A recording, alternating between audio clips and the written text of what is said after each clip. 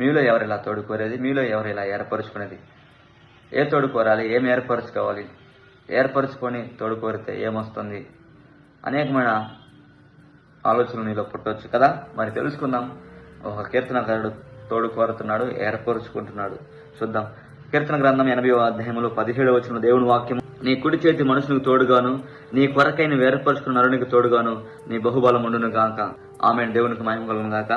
దేవుడు మనిషిని ఏర్పరచుకున్నాడు. ఆ మనిషి కోసం దేవుడు బహుబలం ఉంచాడు, బహుబలము స్థిరపరిచాడు, బహుబలము, ఆశీర్వాదము, సకల క్షేమ మార్గములు ఆయన ఉంచాడు. ఆయన ఎలా ఉంచాడంటే తెలుసుకుందామా? యేసుక్రీస్తు ప్రభువులో ఆయన బహుబలం ఉంది. ఆయన బహుబలము మనకు తోడు ఎలా ఉంటుందంట, మనం ఆయనని ఏర్పరచుకోవాలి. ఆయన మనల్ని ఏర్పరచుకున్నాడు కాబట్టి మనం ఆయనని ఏర్పరచుకున్నట్లయితే ఆయన బహుబలం మనం పొందుకుంటామంట. చూడు, అదే అంటుండు, నీ కుడి చేతి మనసును తోడుగా ఉండు అంటే నీ కుడి చేయి మాకు తోడు ఉంటే చాలు. అంటే ఇక్కడ చూడండి 19వ వచనం చూడండి, యెహోవా సైన్యములకు అధిపతి దేవా, చెరలో నుండి మమ్మను రప్పించుము, మేము రక్షణ ఉందినట్లు నీ ముఖక్రాంతి ప్రకాశింపజేయము, నీ కుడి చేతి మాకు తోడుగా ఉంచు, నీ దక్షిణాస్తం మాకు తోడుగా ఉంచు, నీ దోతును మాకు తోడుగా ఉంచు.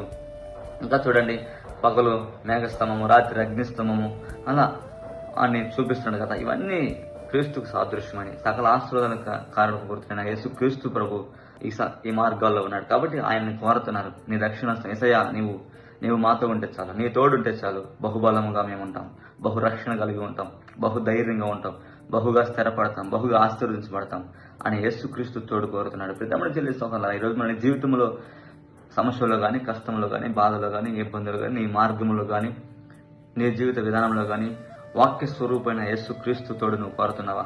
ఆలోచించండి. దేవుడు నిన్ను కోరుతున్నాడు, దేవుడు నీ స్నేహం చేయాలంటున్నాడు, దేవుడు నిన్ను ఏర్పరచుకున్నాడు.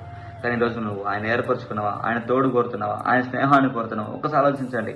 ఆయన స్నేహం కోరకుండా, ఆయన ఏర్పరచుకోకుండా నువ్వు లోకాన్ని ఏర్పరచుకొని లోకం తోడుకోనట్టయితే బలహీనం అయిపోతావు, బందీ అయిపోతావు, నాశనకరమైన గుంటలో జీవిస్తాం. అందుకే అలా మేము జీవించడానికి వీల్లేదు. యేసయ్యా, మేము నీ తోడు కోరుతున్నాం, నిన్ను ఏర్పరచుకుంటున్నా, నీ బహుబలం మా అందరికి ఉంచు అని ఆ భక్తులు తెలియజేస్తాను. ఈరోజు మరి ఆయన బహుబలాన్ని నువ్వు ఏర్పరచుకున్నట్లయితే ఎంత అద్భుతంగా నువ్వు బలంగా ఉంటావు, స్థిరంగా ఉంటావు, దీవించబడతావు, రక్షించబడతావు, ఆశీర్వదించబడతావు.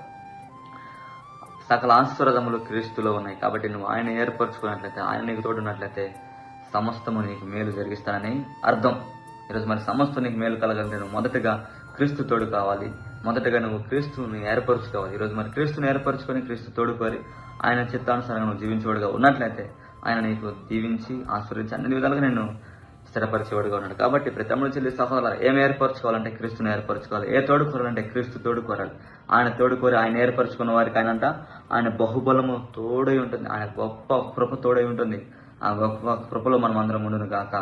ఈరోజు మరి దేవుడు మనం ఏర్పరచుకొని దీవించబడును గాక. ఆమేన్.